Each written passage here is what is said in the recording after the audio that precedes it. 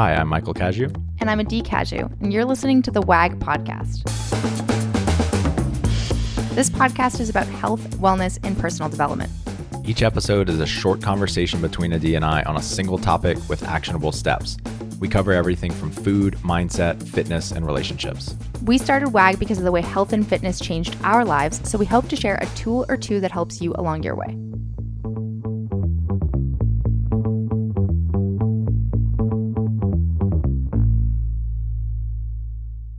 Hey, this is Adee Cazayoux, and you're listening to the WAG podcast. Today's episode is a little bit different. We had some people apply to do a live coaching session with me on nutrition and any obstacles that they're encountering. So today's episode is going to be a recording of one of those coaching calls. Hope that you get some value of listening to this person's story and how we talk about what's going on for them and maybe relating it to yourself. If you love this podcast, we would really appreciate you taking the time to leave us a 5-star review and tell us what you love about it. Tell us what you're taking away from it. It is really the best way for us to get this podcast out there and to reach more people, and we would really appreciate you taking the time. So thank you, and let's get into this coaching call.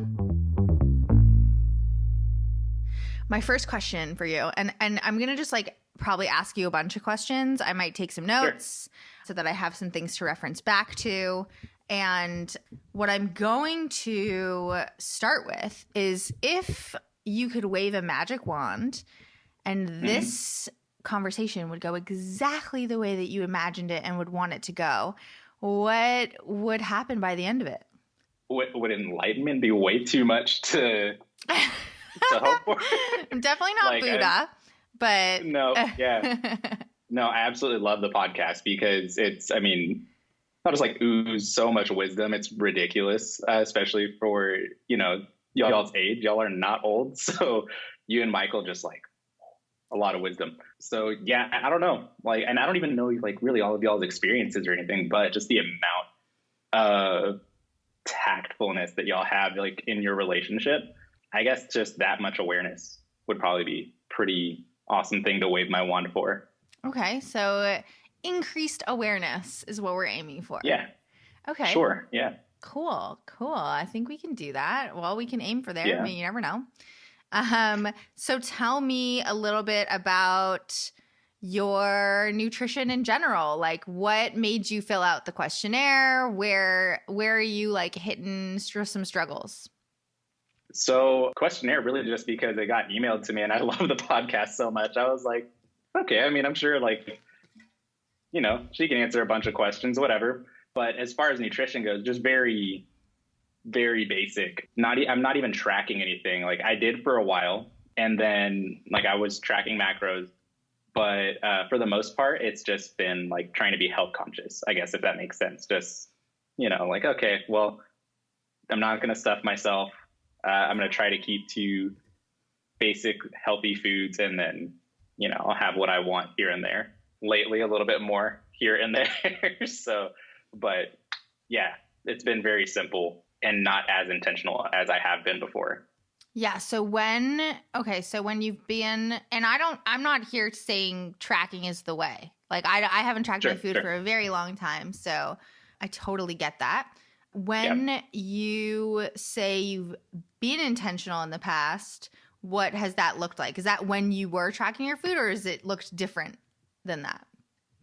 When I was tracking my food was probably the most intentional.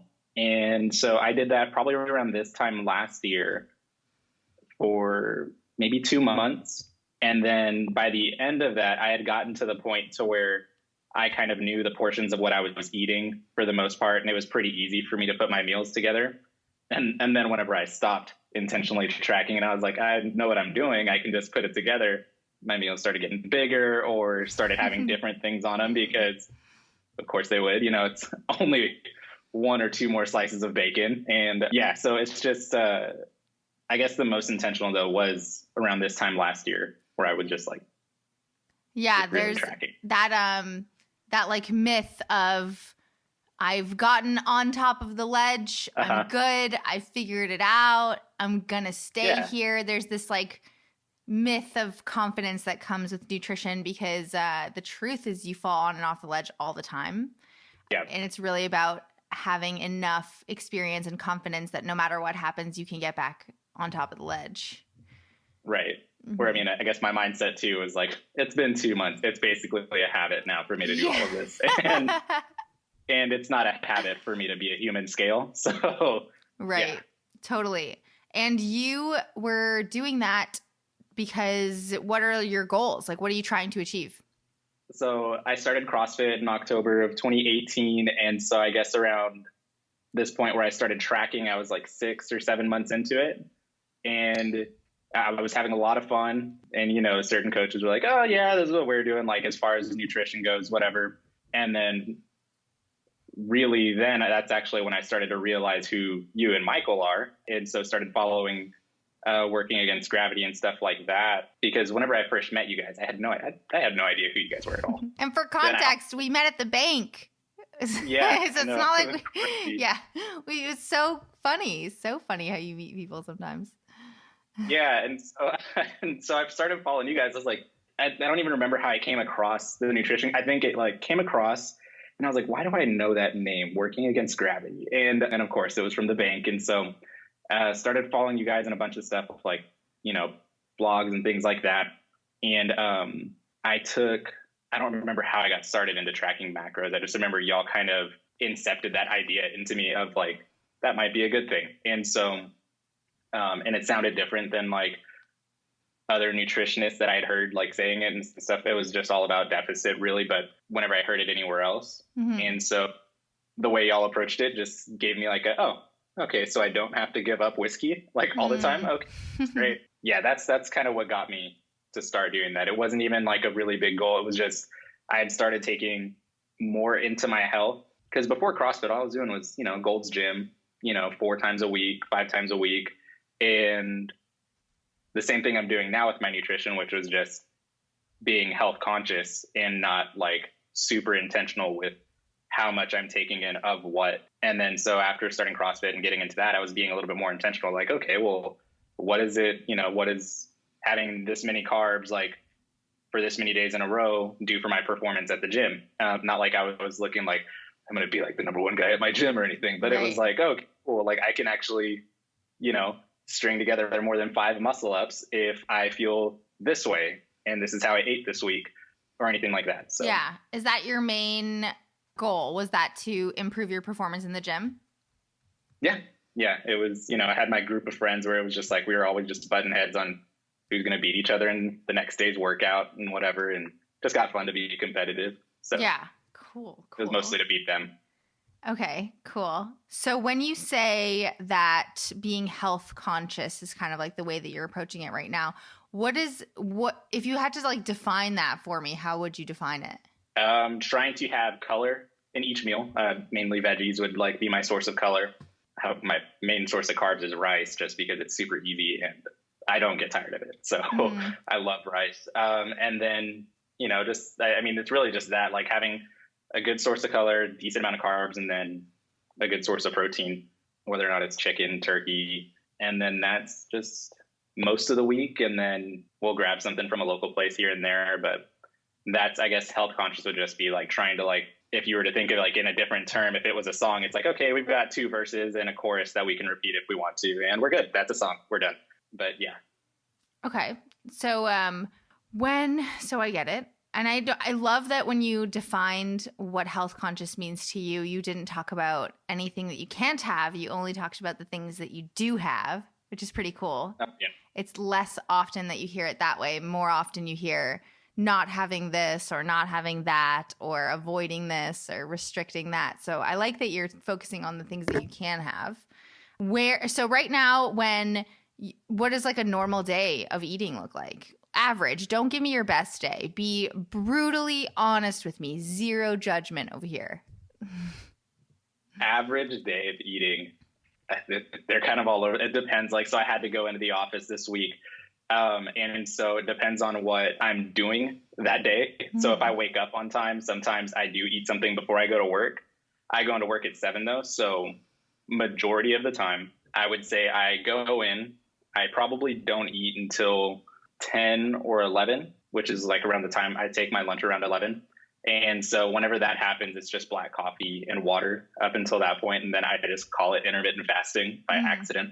It's definitely not intentional. It's just what I ended up doing. And so usually lunch looks like what I just said. It's like mixed veggies, rice, and chicken or turkey. Dinner. And you bring that with you to work? No, I'll usually drive back here to let the dog out and stuff. And then I'll pick up my lunch then. Also, I had read like something about like happiness in the workplace and like years ago where it was like, okay, majority of people who actually leave their office during their lunchtime are happier like throughout their day with work. Yeah, so I make I've it heard intentional that to too. not take my lunch with me.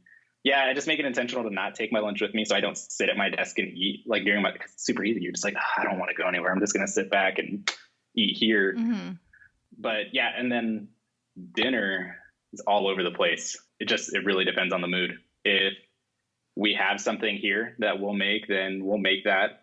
But it's really all over the place. Dinner can be anywhere from, well, I changed my mind. I want a burger. Okay, well, we'll go grab some burgers from like there's some local places that are really close to our place. That's just like, yeah, baby, we're getting some burgers. But on average, I would say the most consistent parts are just the fact that lunch is pretty much always the same. And then breakfast is more of just like a Saturday thing. Like Saturdays are breakfast because then Sunday I play for a church that's like I play bass for a church that's like 30 minutes away and I have to be out there at like 7 a.m. So, you know, that's another early day. So I'm usually just black coffee until around lunchtime. But yeah, average day, dinner just never looks the same. And so dinner, when you're debating what's happening for dinner, you're like in the moment, going to the fridge. What do we have? Are you starving at this point? No, I don't let it get to that point because especially with a pregnant woman, you know, that's not going to be a good situation for me. But yeah, so that's trial and error there. No, so sometimes I'll have something prepared like beforehand. Usually like if I want something and I feel like, oh, like if a cold front's coming in or something like that, I'm like, all right, I'm going to want some tortilla soup. And so I'll make that in a crock pot, you know, the day before, and then we'll warm it back up the next day for dinner or something with, some tortilla soup. It's one of my favorite foods ever. It's so good. Oh my gosh. Yeah. And that one is probably my favorite thing. Just, we make it from scratch and everything. It's so good. But for the most part, I would say, it's in the moment. It's just like getting ready to get out of work. What are you in the mood for today? Or whenever I get there, what do you want to eat? Oh, we haven't thought of that. Okay, so let's just wing it. And if there's something here, we whip it up. And then if not, we go grab something. Yeah. So how often do you think that because you mentioned like, especially in harder times, which we're talking during coronavirus right now, that it's harder to make better choices. And it's like, as we're talking, I'm trying to find like where your issue is, you know, because it sounds overall like what you're saying to me sounds pretty great. You know, I'm like I'm being conscious of what I'm choosing for lunch, and I'm having, a rice, a protein, and a vegetable. And then I come home and for dinner, and I like, how often is it occurring that you're like, screw it, we're going to go have burgers and fries? Like, where's the friction coming in?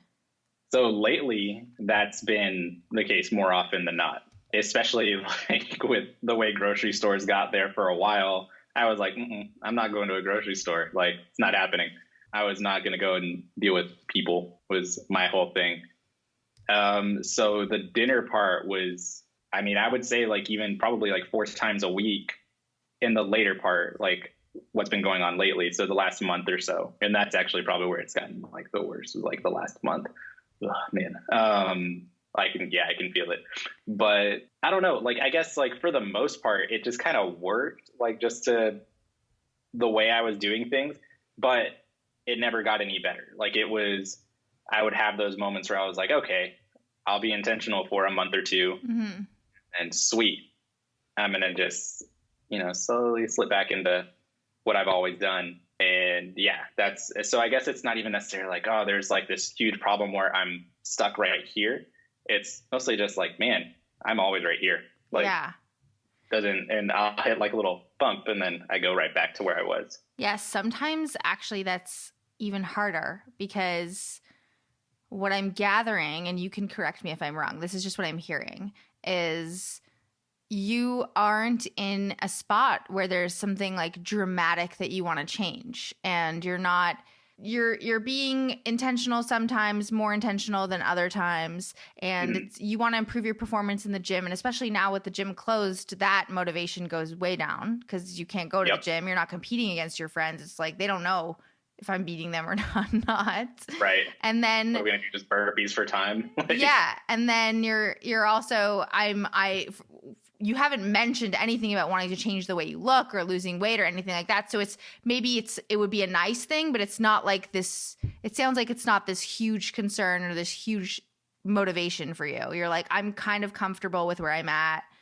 and it would be nice if it changed, but it's not like a huge motivating factor. Yeah. And so, and like, especially like the looks thing, like, I don't know when I got over that part. I was super like body conscious for a while there. And I don't know if it was before or after CrossFit where I kind of just got over that. It was definitely in the last couple of years. Yeah. That just like hasn't been a huge deal. Like, it's just like, no, I'm pretty good. Like, I can go to the beach with my friends, take my shirt off and not feel like, oh man, he's got abs and I don't, or like, yeah. I don't know. At this point, I'm just like, who cares? Like, really, if I feel like the main thing is I feel good.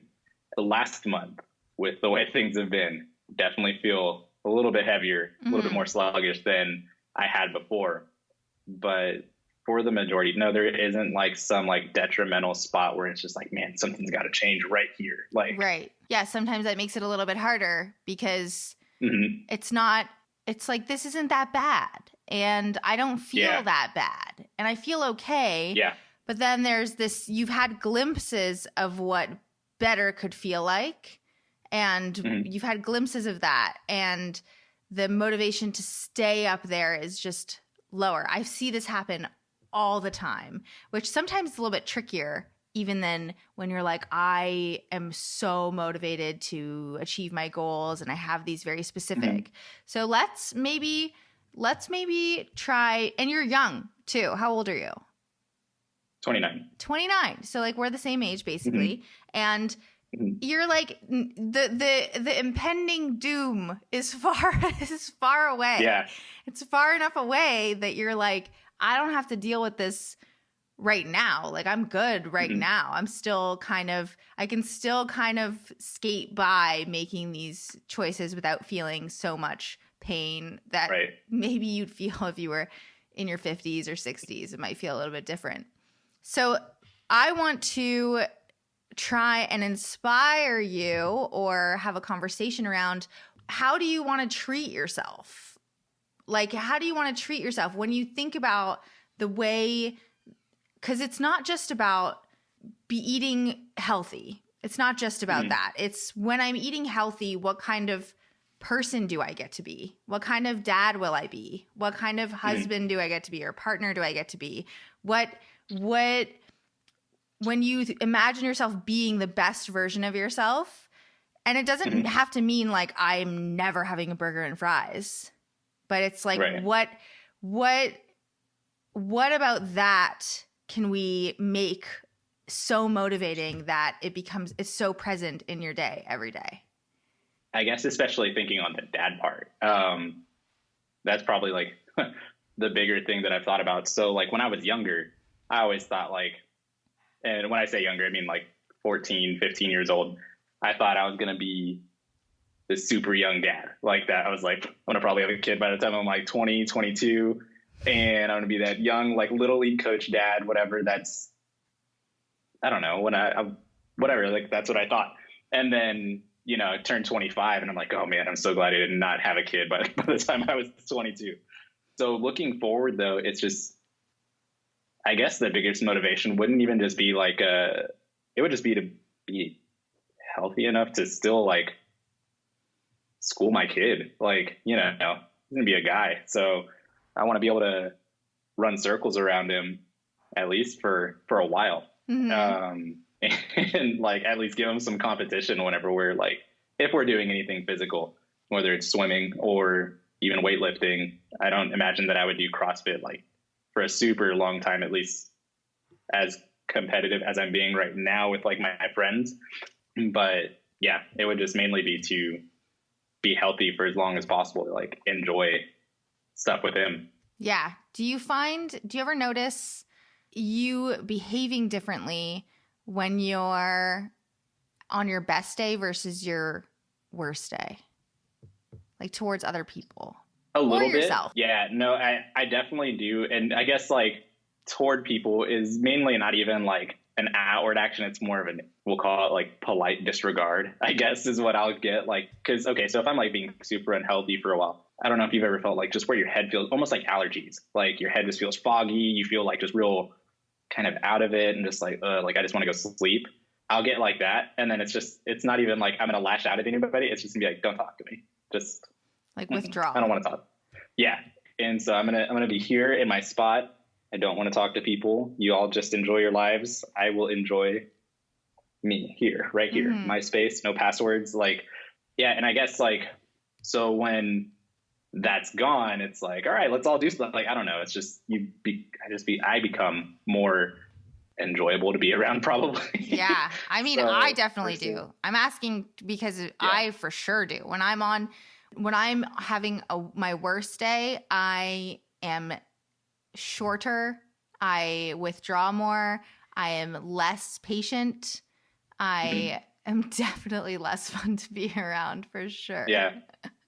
Yeah. I become very fluent in sarcasm as well. So yeah, exactly. It'll be very short sarcasm. And yeah, anyway, I'm just like, you'll be fine. You can deal with it. Right. So yeah. So when you're like on top of it and you're feeling your best, you're in this streak, you have a couple months, you're feeling your absolute best. What brings you down? Like what knocks you off?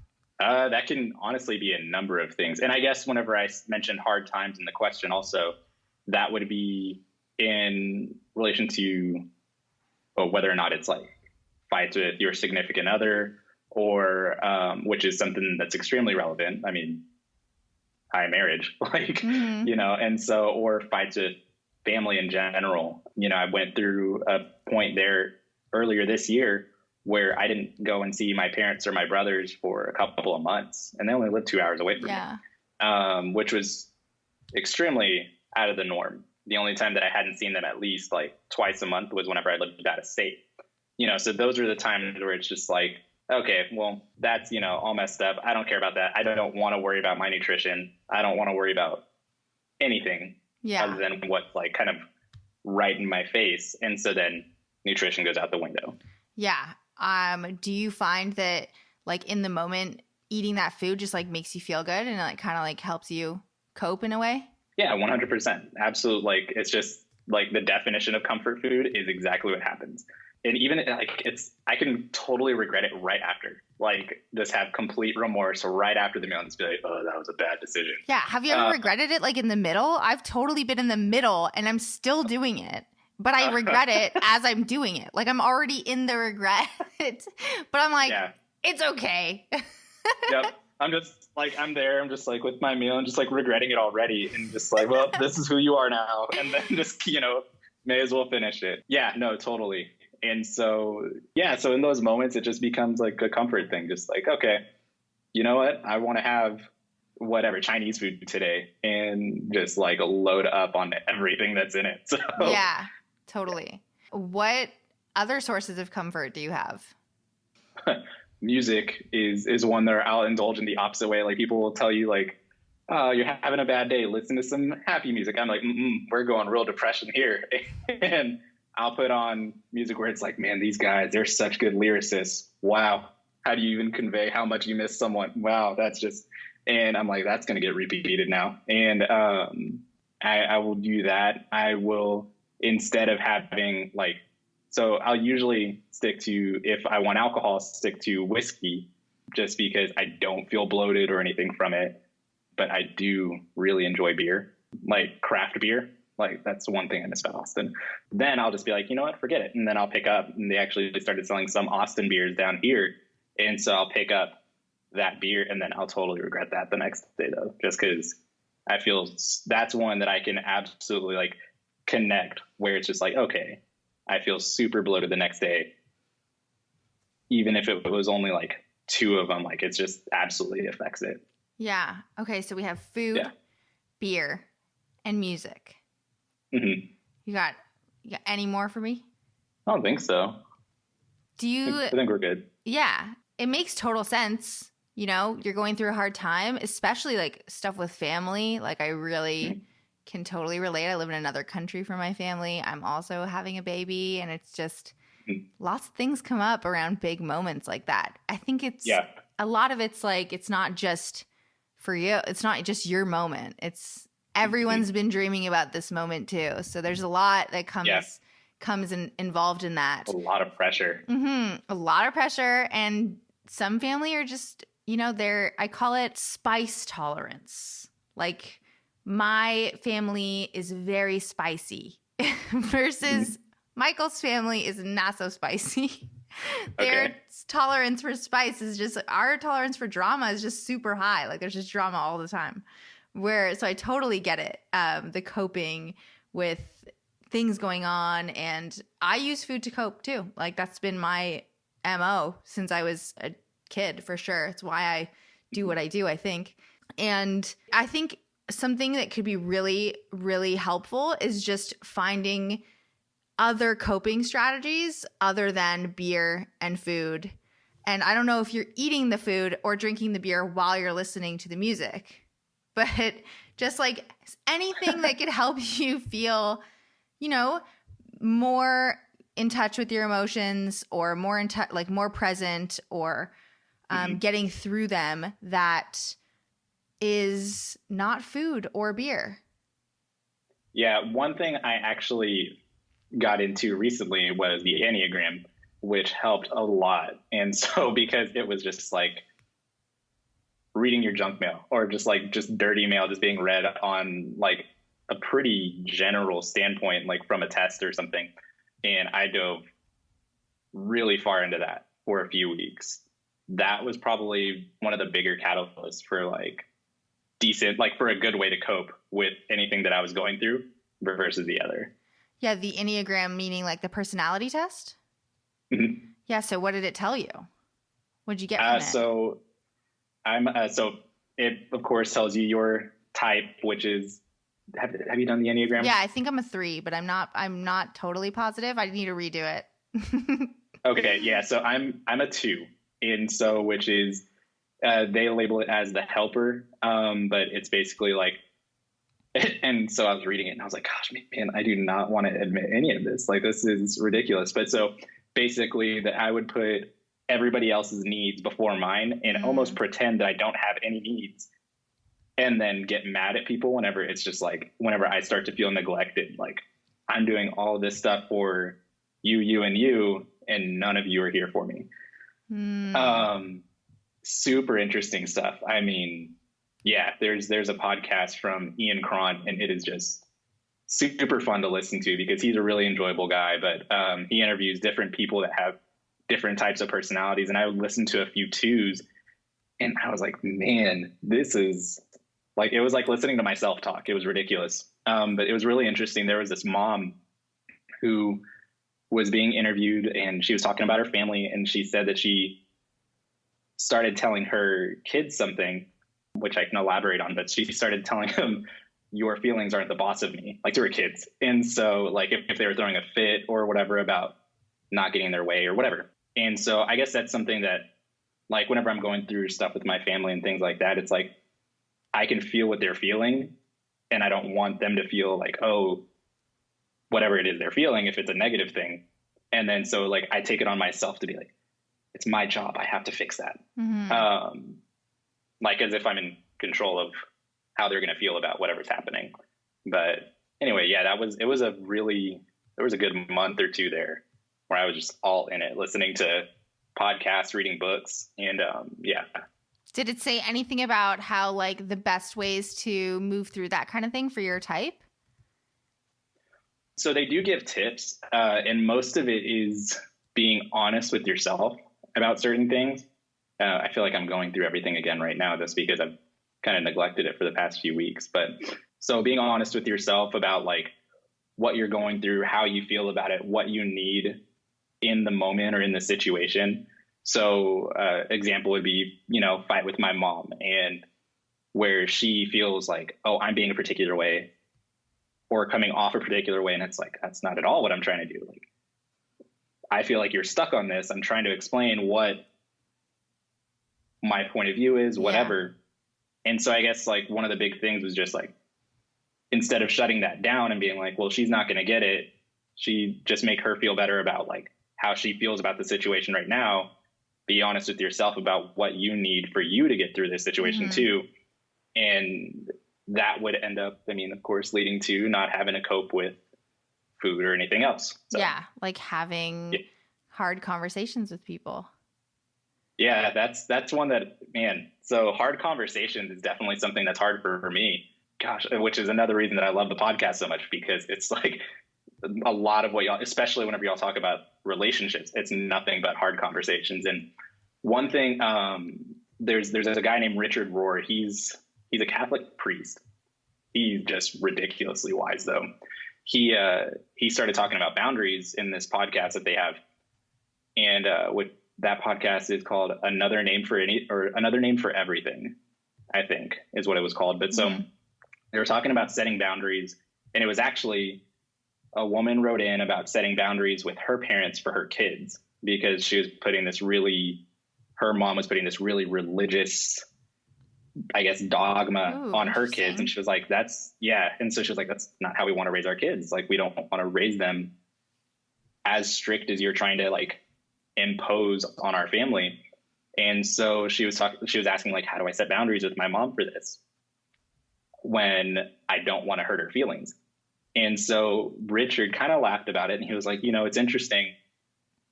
People never want to hurt somebody else's feelings, but they want to have boundaries. He was like, hurt feelings are almost necessary for boundaries. He was like, it's unfortunate. He was like, but if you set boundaries properly, you're probably going to hurt some feelings. So growing and having those types of conversations, setting boundaries like black and white, not like, well, maybe, we just don't talk as much or anything. Like, it's like, nope, we'll talk this many times a week until we can get past whatever the situation would be. Yeah. Well, there's hurt feelings in both directions, because even if you don't have the hard conversation, maybe it's like a smaller degree of hurt feelings. So it's not as acute, like a lot of hurt feelings in a short period of time, but it's less hurt feelings over a way longer period of time. And it's like I'm pushing off the discomfort of the lots of hurt feelings right now and being like, oh, it'll just eventually resolve itself. And with family, your deepest habits come out. Like, that's where it was all built. Yeah. Yeah.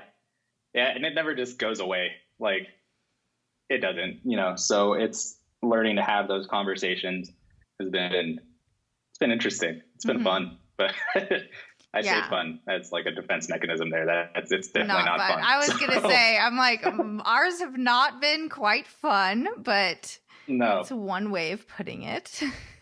Yeah, sure. Not fun at all, but I guess necessary is just what it is. So. Yeah. And I want to help you keep your health and wellness and fitness top of mind, because it'll make having these hard conversations easier. Because if you are coming from a place where you're feeling awesome about yourself, you'll be more likely to feel the confidence that you can handle those types of things and that you're going to show up as your best self. And the base of the pyramid in my mind is taking care of yourself. And when you take care of yourself and you are, and I don't mean like never having a burger and fries. I don't mean being super strict and only having vegetables and rice. And you mentioned turkey and chicken. You can have steak, you can have potatoes, you can have all sorts of different things, but more so those things I love. Yeah. Just like you can still have things that you love. You can still have ice cream. You can still have all these things in a way that is serving you instead of putting you further away from all the people that you love and making it less so that you withdraw. And I want to find a way for you to keep it top of mind so that, because the other habits are stronger and you also don't have this like huge motivating effort going forwards. Do you have any type of reflection process or a period of time, like maybe weekly, where you sit down and you think about, hey, like, how was my health and fitness this week? Not specifically about health and fitness. I think I did for a while there, which was typically Sunday because that was just an easy rest day to have. And so it was like and also I was out of town at the church that I play at. So for a while there, I would say, yeah, that would be it. And that's also when I'm prepping for the next week. And so it was like, all right, what was this week like? What can I change for this coming week? And not in like a, I don't know. I never even wrote anything down. It was just like thinking about it. Like, okay, well, this day I know I did this and I didn't really feel great about that. So, maybe, I don't know. It was just a very internal, just internalizing what I ate, how it made me feel certain days. And there were some days where, like I said, there was that like 2-month period where I was tracking everything. That's the only time where I was actually writing anything down. Like, all right, this is how I felt after I had this meal at this time. And like, okay, this is how I felt the next day. Like, and it's like, I got a PR this day. What did I eat a few days before that? And so those were the only times that I did that. On a regular basis, though, it was mostly just like, what did I do this previous week that I didn't like? And how can I not do that this coming week? Yeah. Are you open to making it a little bit more formal? It sounds like maybe going all the way to tracking and writing about how you feel after every meal and doing all of that could be a huge leap. And it's possible that that's what made it a lot harder to stick to when you started hitting life, which happens. Life is going to keep happening no matter what. So a smaller leap might be helping you keep it top of mind in a more formal way. That's not, on Sundays, I'll remember to think about it. But the first thing I do when I wake up every Sunday is I sit with a blank piece of paper and I ask myself, how did I treat myself this past week in terms of my health and fitness? And what are my expectations for the next week? Are they realistic? And how can they be different next week? Like just maybe a couple questions. And it would probably have to be something like that because otherwise it's literally just like, oh crap, I got to prepare for this coming week. What was this last week like? And it's just like, it was just really sporadic. It wasn't even like I need to think about last week. It was just like, it just popped into my head and it was like, oh, that's right. Okay, well, prepping for next week. What was this last week like? I didn't like that. Okay, so this week we'll do this. And then, changing things up like that. Very informal, very just. Yeah, I want you to have a formal way because it's not always just going to pop up into your head. It's probably, especially right now when it's, 2 months is not enough time to ingrain a habit. It's also, it's not enough time to be like, hey, I got this. I can just loosen the, there's this, this process of being super dialed in that a lot of people find restrictive that can aid you in being able to be more flexible because it's like a learning, like you have to do, it's like going to university, you have to study for exams, but when you go to your job, you can let go of a lot of the things that don't serve you that you had in university and you don't have to study for exams anymore, but you still retained anything that was useful to you. Yeah. It's kind of like the same thing. And having a formal process, anything, like it doesn't matter to me if it's every single morning you write down one thing that you want to do today for your health and fitness. Anything that's going to keep it top of mind for you, because one of my favorite quotes of all time is the extent to which you are unconscious of a habit is the extent to which it persists. And meaning the biggest leap is going from being unconscious to conscious. And when we're sitting and having this conversation, you're conscious of all the things that you're doing. But in the moment, you're less conscious than you think you are. You're just like going through the motions, making these decisions, not really conscious of the impact at large. And it's like, it'll resolve itself eventually. But if you're thinking about it and you bring awareness, which we talked about, the goal of this conversation was to have more awareness, to bring more awareness, even if you have to make it contrived, like you have to force a formal process, which can seem hokey or whatever. I don't know. We do tons of hokey things. So, but having some type of formal process that forces you to think about it, even if you don't want to, even if it's uncomfortable, even if it's another way of learning how to have hard conversations, even if you're just having them with yourself, it could at least make it less likely that the habit is going to persist because you are now more aware. Sure. And that makes perfect sense, because even like unconscious habits, like when you just said, what is your average day? Like, I don't even know what my average day of eating looks like lately. Like it's, and then it's like, then I'm realizing that. And then so, no, that makes perfect sense. And would this be like something that you imagine being really hard, or something that you can easily add into your week? Probably more easy now that I'm working from home. I don't know. Like, I don't think it would be that hard. I think it would just be tedious up front. Just, I'm not the guy that just sits there and like, all right, it's time to do this, and like open up my notebook and time to journal. Change the story. You're gonna be that guy. You can be that guy. Or I haven't been that guy before. And so like I have friends that like, it's like, okay, I wake up and like the first thing I do, I make coffee and then I journal. And it's like, why? How? Like, what do you mean? The first thing you do is journal? Like sometimes the first thing I want to do is, the first thing I do is take my dog out. So, but yeah, so it's just, I don't know. I don't think it'll be that bad. I really don't. So. Well, I'm going to check in on you in 4 weeks, and I'm going to check in on you, and I want you to get specific with me right now on exactly what your personal check-in process is going to be for the next 4 weeks. I have no idea right now. This is what we're doing this right now. I wish people could see. Nobody's going to be able to see your face, but his face just went like, eyebrows went up, and he's like, oh no, I'm being told to do something. Thought it was like in 4 weeks you would, okay, so what's the process going to look like going forward? Because if I check in on you in 4 weeks and that's all we talked about here, you'd be like, yeah, I thought about it, but my wife's pregnant and she's now 7 months pregnant, and I don't know I have no idea even where I would start with that. Yeah. What do you think that should look like? It can look like, I'm going to give you a couple suggestions, and then I just want you to pick what resonates with you. I'm not going to give you too many because I don't want to give you too many options. And I definitely want this to be super low barrier for entry, meaning I want to come to something clear. So I don't want to be like, I'm going to think about my nutrition and fitness more. I want to know, like, what are you actually going to do? What does that look like? Where are you going to sit? At what time of day? Is it going to be 1 day a week? Like, is it going to be more than 1 day a week?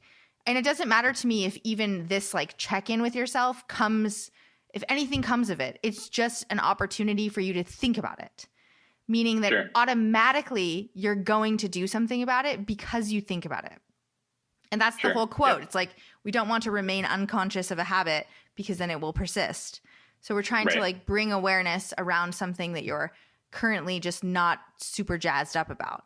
And so it could look like every Sunday, and you did mention this, like, if I wake up on time type, like I can tell there's like a little bit of like some wavy discipline around time of like, am I wake? Yeah, there's a little bit of that going on, which is okay.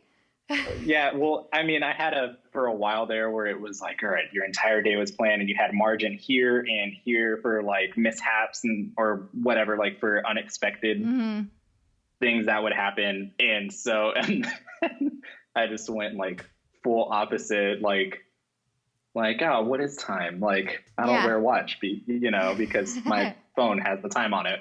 But so it's just, time is not super managed right now. Right. And I'm not saying every single minute of your day needs to be managed, but this will help with all of those things, because maybe you're like, oh, I'm going to wake up at a specific time to be able to do this task. And that's the only time that you manage it at all.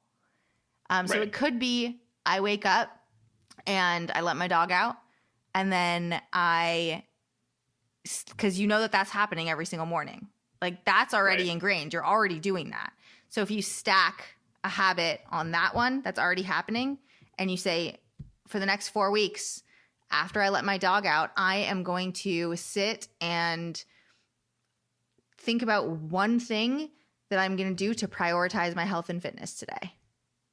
And whether you do it or not, it doesn't matter to me. I just want you to have the moment where you think about it.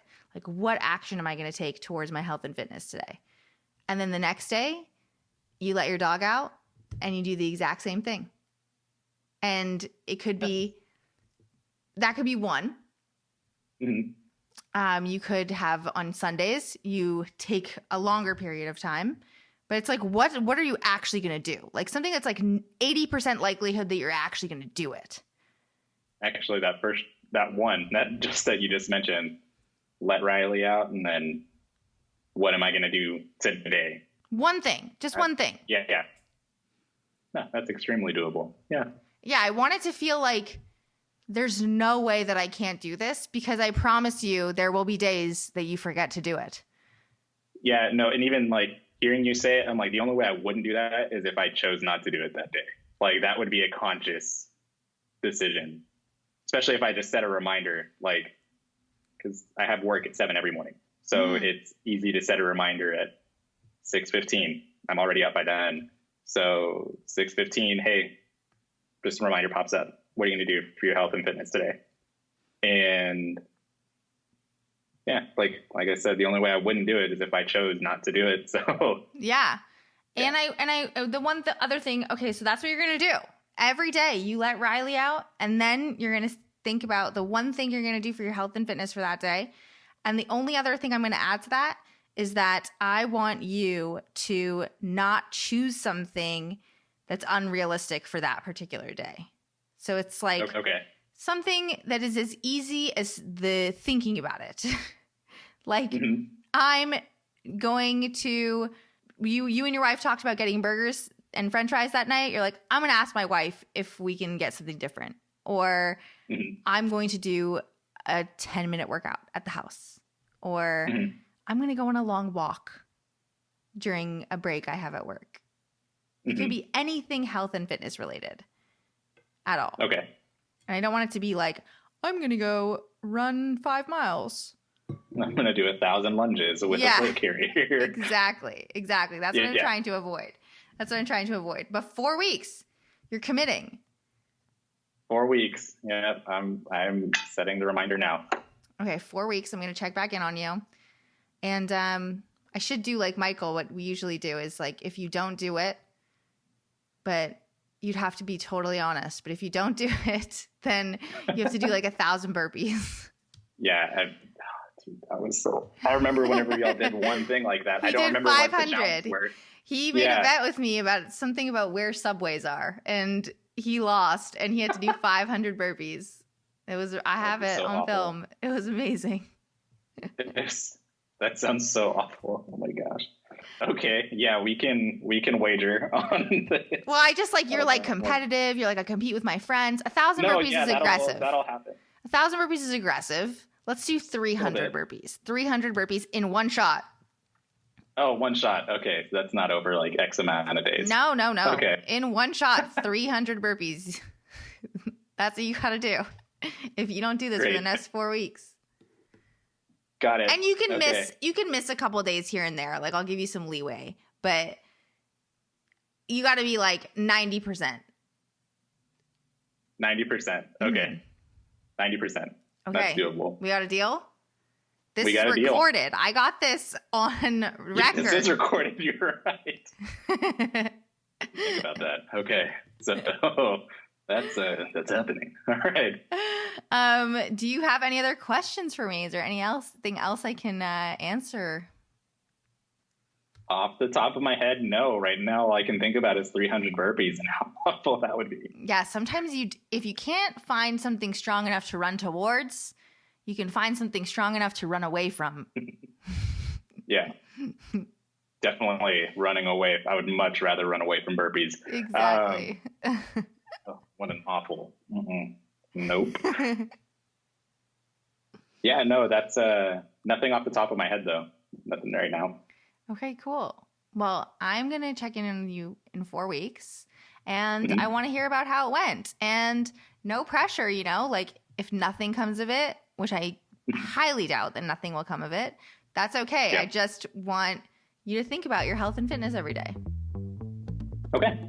One thing, That sounds small doable. thing. Okay.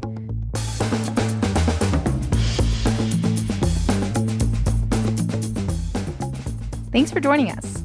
Stay in touch by signing up for our newsletter at workingagainstgravity.com or on Instagram at workingagainstgravity. And don't forget to subscribe to us on iTunes, leave us a 5-star review, and refer a friend. We'll be back next week with another episode. Talk to you then.